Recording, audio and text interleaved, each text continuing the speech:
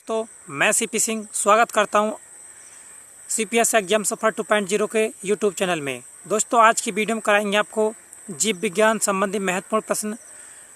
दोस्तों यहां से विभिन्न प्रकार के क्वेश्चन कॉम्पिटिटिव एग्जाम व यूपी बोर्ड की परीक्षाओं में कई बार पूछे गए हैं, व आगामी प्रतियोगी परीक्षाओं में भी पूछे जाते रहेंगे। यदि वीडियो पसंद आए तो वीडियो को लाइक और चैनल को सब्सक्राइब करें और बेल आइकन दबाना ना भूलें ताकि नई वीडियो का नोटिफिकेशन आपको सबसे पहले प्राप्त हो। देखिए वीडियो शुरू करते हैं। वीडियो का पहला प्रश्न है कि केंचुआ की कितनी आंखें होती हैं। केंचुआ की कितनी आंखें होती हैं? तो इसका उत्तर है कोई नहीं। केंचुआ की कोई आंख नहीं होती। केंचुआ से संबंधित एक प्रश्न और पूछा जाता है कि किसान का मित्र किसे कहते हैं। किसान का मित्र किसे कहते हैं या किस जीव को किसान का मित्र कहा जाता है? तो किसान का मित्र कहते हैं केंचुआ। केंचुआ को, जो कि मिट्टी की उर्वरता बढ़ाता है। नेक्स्ट प्रश्न है कि मेढक का हृदय कितने कपाट वाला होता है। मेढक का हृदय कितने कपाट वाला होता है? तो मेढक का हृदय होता है 3 कपाट वाला, जबकि मानव का हृदय 4 कपाट वाला होता है। 4 कपाट, प्रश्न में 4 कपाट दिए हों या चैम्बर दिए हों, पूछ लिए जाते हैं कि मानव हृदय में कुल कितने कपाट होते हैं। तो मानव हृदय में कुल 4 कपाट होते हैं, जो कि निम्न प्रकार है। बायां लिंद,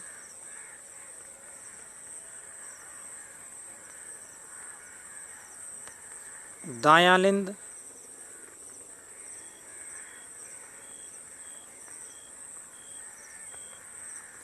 बायां लिंद, दायां लिंद व बायां निलय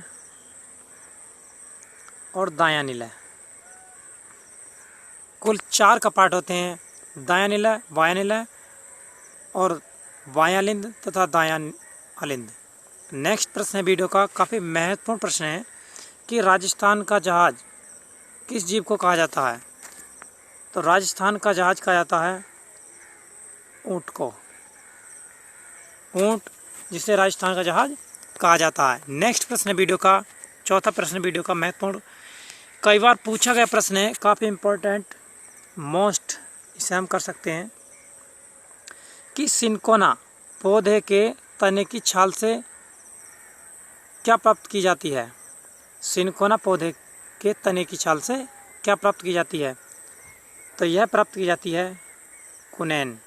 यह प्रश्न बनता, कुनैन किस पौधे से प्राप्त की जाती है? तो कुनैन प्राप्त की जाती है सिनकोना के पौधे से। और एक प्रश्न और पूछा जाता है कि कुनैन पौधे के किस भाग से प्राप्त होती है। तो कुनैन पौधे के तने की छाल से प्राप्त की जाती है। काफ़ी महत्वपूर्ण प्रश्न है दोस्तों। नेक्स्ट प्रश्न है 5वां प्रश्न कि बीज के अंकुरण में क्या महत्वपूर्ण होता है। बीज के अंकुरण में क्या महत्वपूर्ण होता है? तो इसके लिए महत्वपूर्ण है हवा, नमी एवं उपयुक्त ताप। जब ये 3 चीज़ मिलती हैं तब बीज का अंकुरण होता है। नेक्स्ट प्रश्न है, काफ़ी महत्वपूर्ण प्रश्न है कि यीस्ट और मशरूम क्या होते हैं। यीस्ट और मशरूम क्या होते हैं? तो यीस्ट व मशरूम होते हैं फफूंद, जिसे हम फंजाई भी कहते हैं। नेक्स्ट प्रश्न है कि कीटों के वैज्ञानिक अध्ययन को क्या कहते हैं। कीटों के वैज्ञानिक अध्ययन को क्या कहते हैं? तो कीटों के वैज्ञानिक अध्ययन को कहते हैं एंटोमोलॉजी। महत्वपूर्ण प्रश्न है कि फल विज्ञान के अध्ययन को क्या कहते हैं। फल विज्ञान के अध्ययन को क्या कहते हैं? तो फल विज्ञान के अध्ययन को कहते हैं पोमोलॉजी। नेक्स्ट प्रश्न है 9वां प्रश्न दोस्तों, काफ़ी इम्पोर्टेंट है कि पुष्प विज्ञान के अध्ययन को क्या कहते हैं। पुष्प विज्ञान के अध्ययन को क्या कहते हैं? तो पुष्प विज्ञान के अध्ययन को कहते हैं फ्लोरिकल्चर। दोस्तों यदि वीडियो पसंद आ रही तो वीडियो को लाइक करें। नेक्स्ट प्रश्न है कि सब्जी विज्ञान के अध्ययन को क्या कहते हैं। सब्जी विज्ञान के अध्ययन को क्या कहते हैं? तो सब्जी विज्ञान के अध्ययन को कहते हैं ओलेरीकल्चर। 11वां प्रश्न है वीडियो का कि आँख का वह भाग जिसमें वर्णांक होल होता है तथा जो किसी व्यक्ति की आँखों का रंग निश्चित करता है उसे क्या कहते हैं? तो इसका उत्तर है आइरिस। यानी आँख का वह भाग जो कि वर्णों का रंग निश्चित करता है, वर्णांक होल होता है जो व्यक्ति की आंखों का रंग निश्चित करता है उसे कहते हैं आइरिस। नेक्स्ट प्रश्न है कि अमोनिया को नाइट्रेट में बदलने में कौन भूमिका निभाता है? अमोनिया को नाइट्रेट में बदलने में कौन भूमिका निभाता है? तो इसका उत्तर है नाइट्रोसोमोनास। नाइट्रोसोमोनास जो कि जीवाणु है जो अमोनिया को नाइट्रेट में बदलता है। अमोनिया का सूत्र है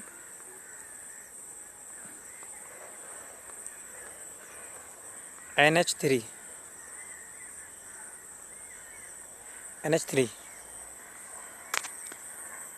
नेक्स्ट प्रश्न है कि जीनोम चित्रण का संबंध किसके चित्रण से है? जीनोम चित्रण का संबंध किसके चित्रण से है? तो इसका उत्तर है जीन्स से। 14वां प्रश्न है दोस्तों वीडियो का कि बारूदी सुरंगों का पता लगाने में कौन उपयोगी होते हैं? बारूदी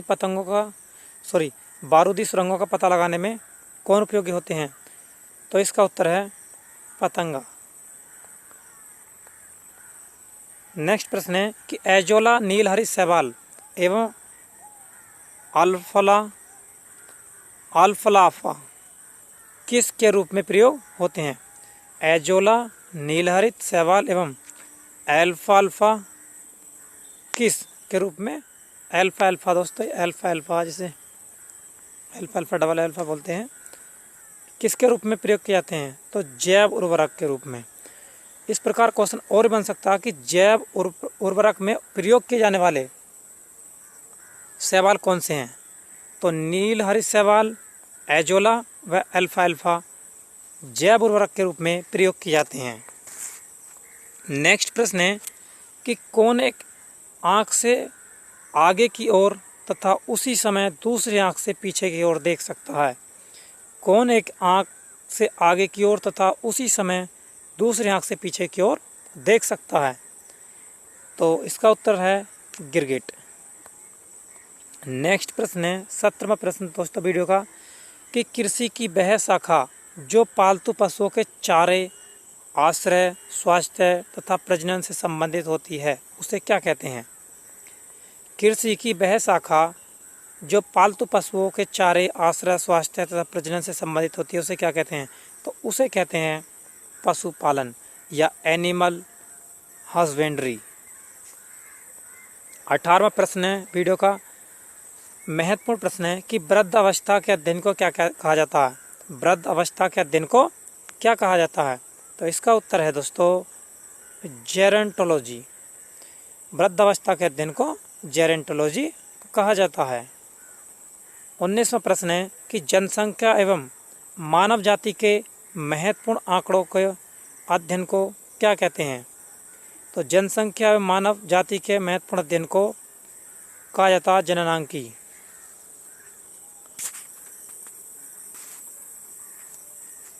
नेक्स्ट प्रश्न है 20वां प्रश्न कि एक जलीय पौधे को क्या कहते हैं?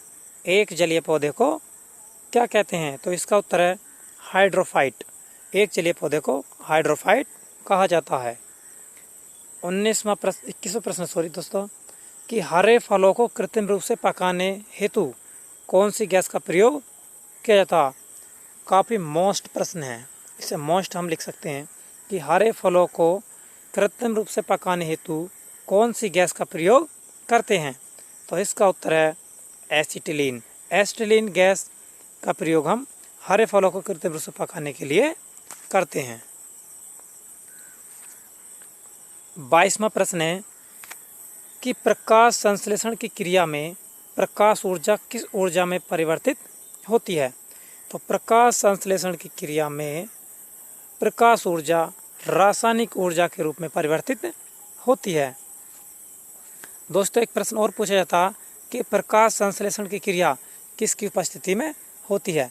तो प्रकाश संश्लेषण की क्रिया होती है सूर्य के प्रकाश की उपस्थिति में। प्रकाश संश्लेषण क्रिया दो प्रकार की होती है, जिसे अप्रकाशीय अभिक्रिया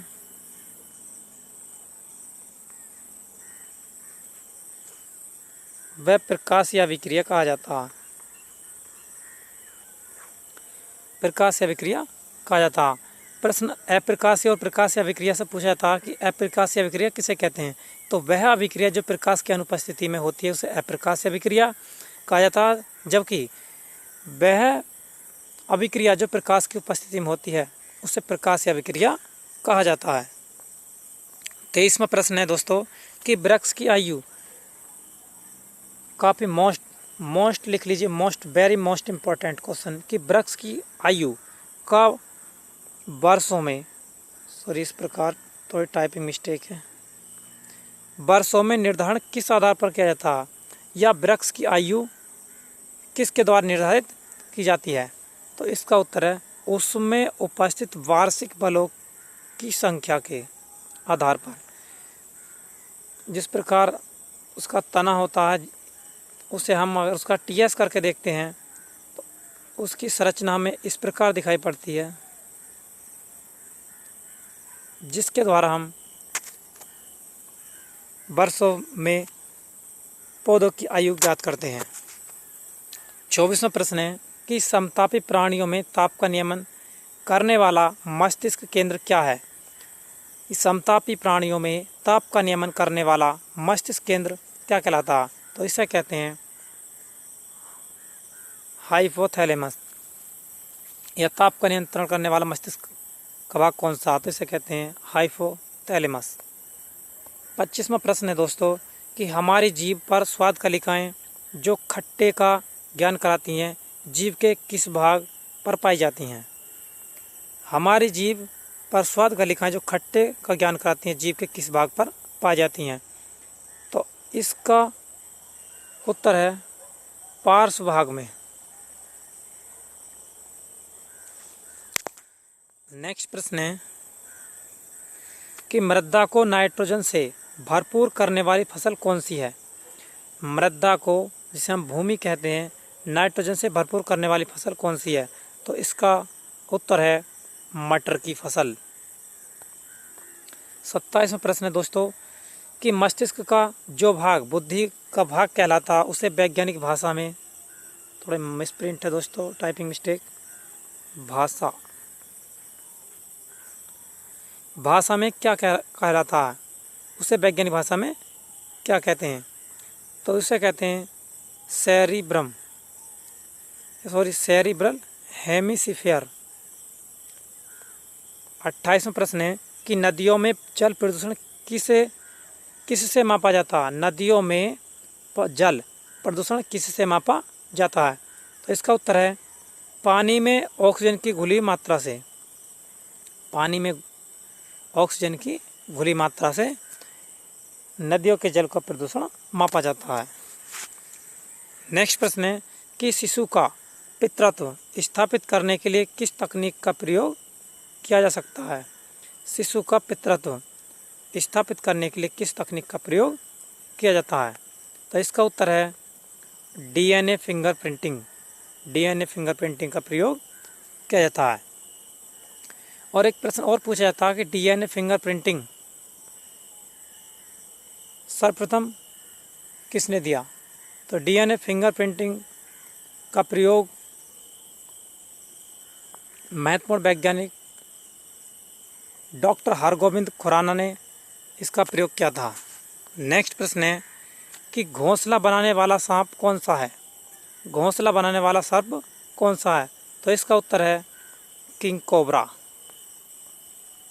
31वां प्रश्न है कि उत्परिवर्तन का सिद्धांत किसने दिया?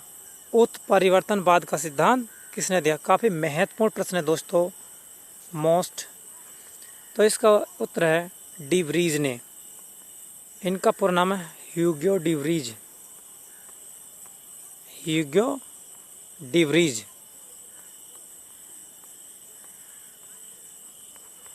ह्यूगो डिवरीज। 32वां प्रश्न है कि मनुष्य में अवशेष अंग क्या हैं, मनुष्य में पाए जाने वाले अवशेष अंग कौन से हैं। तो इसका उत्तर है कर्णपल्लव पेशियाँ। 33वां प्रश्न दोस्तों कि प्याज की खेती कैसे की जाती है। तो इसका उत्तर है पौध प्रतिरोपण करके, पौध प्रतिरोपण करके। नेक्स्ट प्रश्न है कि जीव विज्ञान का जनक किसे माना जाता है, या जीव विज्ञान का जनक कौन थे। तो जीव विज्ञान के जनक हैं अरस्तु। दोस्तों जीव विज्ञान को दो भागों में बांटा गया है, प्राणी विज्ञान व वनस्पति विज्ञान।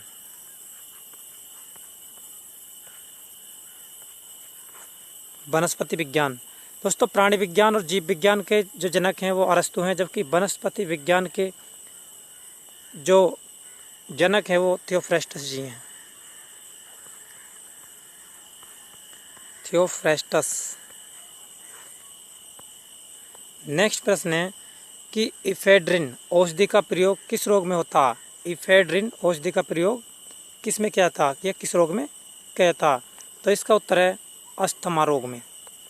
36वां प्रश्न दोस्तों कि चावल की फसल के लिए कौन अच्छे जैव उर्वरक का कार्य करता है।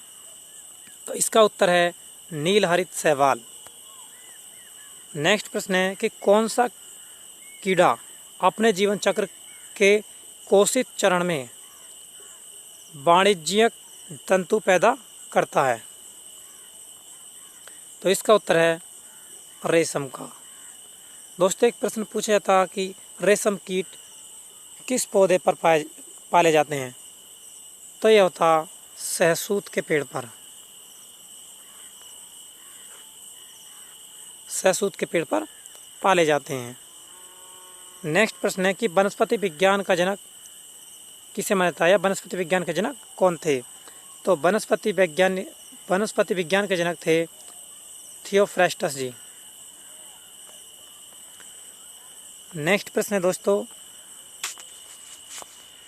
कि एक वयस्क मनुष्य के प्रत्येक जबड़े में दांत पाए जाते हैं।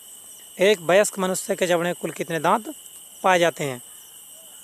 तो एक जबड़े में होते हैं कुल 16 दांत, और मानव के कुल जबड़े होते हैं 2।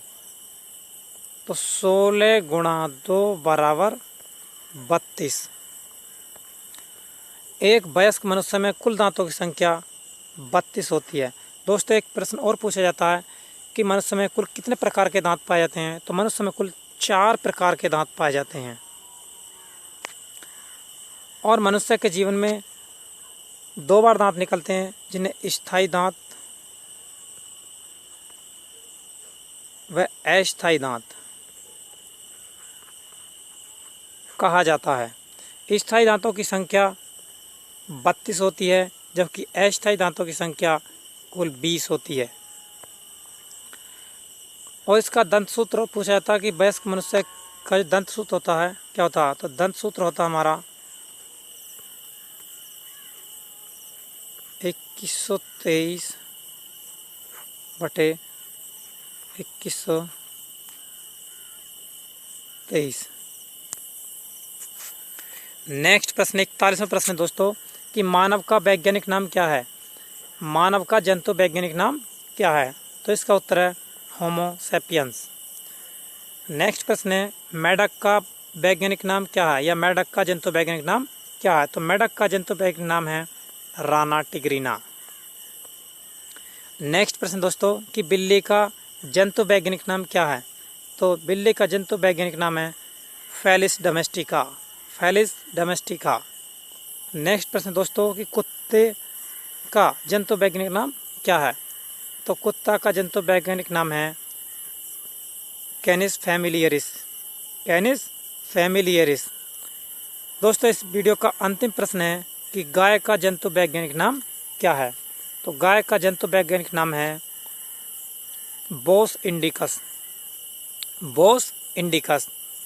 दोस्तों यदि वीडियो पसंद आई हो तो वीडियो को लाइक व चैनल को सब्सक्राइब करें, और वीडियो को स्टडी ग्रुप में शेयर करें, और नई वीडियो का नोटिफिकेशन पाने के लिए बेल आइकन दबाएं और चैनल को सब्सक्राइब करें।